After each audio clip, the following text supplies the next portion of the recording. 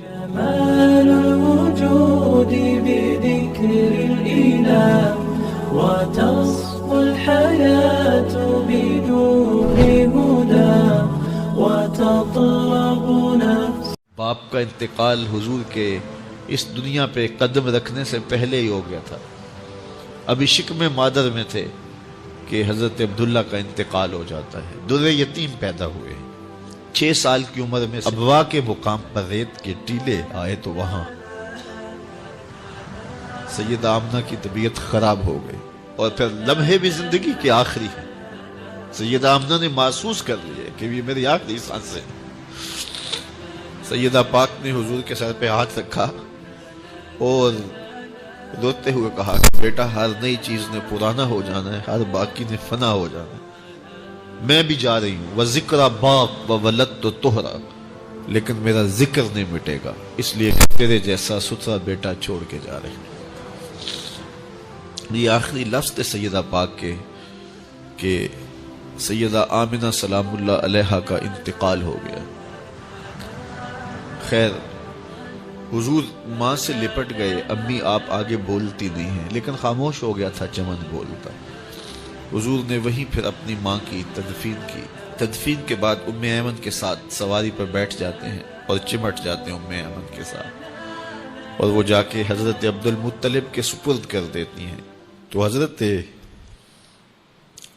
عبد المطلب حضور کو آغوش میں لے کے بڑا روئے اور ام ایمن سے کہا کہ میرے اس بیٹے کا تم نے خاص خیال رکھنا ہے. اور پھر انہوں نے اتنا خیال رکھا کہ میرے حضور فرمایا کرتے تھے ام ایمن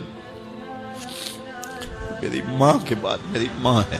2 سال کے بعد حضرت عبد المطلب کا بھی انتقال ہو گیا. ابن حشام کے یہ لفظ سینہ چیرتے ہیں کہ جب امیر قریش کا جنازہ اٹھا تو سارا مکہ جنازے کے لیے امڑ آیا، لیکن لوگوں نے 8 سال کے ایک بچے کو دیکھا جو دیواروں سے لپٹ لپٹ کے رو رہا تھا. آج یہ سہارا بچھن گیا تھا. پھر چچا کی کفالت میں آئے. پھر ایک وقت آیا کہ وہ بھی اس دنیا کو چھوڑ گئے، اور اسی سال حضور کی اہلیہ کا انتقال بھی ہوا، اور اس سال کا نام عام الحزن، دکھوں کا سال رکھا. اہل مکہ نے جو سلوک کیا وہ کسی سے بھی مخفی نہیں ہے. پتھر مارے، گڑھے کھودے، کانٹے بچھائے، اجریاں ڈالی، اپنے گھروں کے کوڑے لا کے حضور کے گھر کے سامنے رکھ دیے.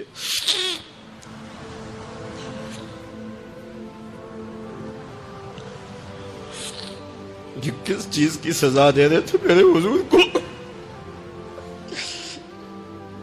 میرے حضور علیہ السلام نے پھر طائف کا سفر کیا کہ شاید وہ لوگ میری بات کو سن لیں، لیکن انہوں نے جو دردناک سلوک کیا وہ بھی تاریخ کا ایک انتہائی دردناک باب ہے. انہوں نے اوباشوں کے ہاتھوں میں پتھر دیے اور جس راستے میں میرے حضور نے گزرنا تھا ان کو اس راستے پہ کھڑا کر دیا اور کہا ان پہ سنگ زنی کرو. اور وہ آقا کریم پہ پتھر مارتے، حضور کے پاؤں پہ پتھر مارتے. آقا کریم علیہ السلام پاؤں اٹھاتے تو وہ دوسرے پاؤں پہ مارتے. پھر حضور شدت درد سے بیٹھ جاتے تو ان کے 2 گھنٹے دائیں بائیں سے آگے بڑھتے اور حضور کو کندھوں سے پکڑ کے اٹھاتے، پھر سنگ باری کرتے.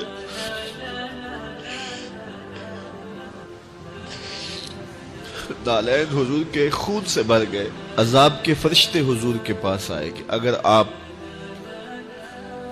بد دعا بول دیں تو ابھی ہم ان پہاڑوں کو جوڑ دیتے ہیں اور یہ طائف کے لوگ پس جائیں گے. ان پہاڑوں کے درمیان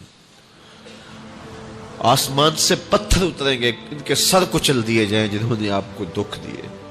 اب صحابہ جو ساتھ تھے انہیں بھی شدید آرزو تھی کہ حضور ان کے لیے بد دعا کریں، انہوں نے بڑا دکھ دیا. تو پھر حضور کے ہاتھ اٹھ گئے. صحابہ کا خیال یہ تھا کہ ابھی حضور کی زبان کھلے گی اور بد دعا کے لفظ نکلیں گے اور یہ پیس دیے جائیں گے. لیکن جب وہ لب کھلے، وہ پتلی پتلی گلے قدس کی پتیاں وہ لبہائے دور جب کھلے تو لفظ کیا تھے؟ اے اللہ میری قوم کو ہدایت دے دے، یہ مجھے جانتی نہیں، اور کہا کہ مجھے ان کی نسلوں سے ایمان کی۔ وحين من زاح بدر لا غشاء له تورق الصبح في كفي وانتصباها يا رب العالمين يا رحمن يا رحيم صل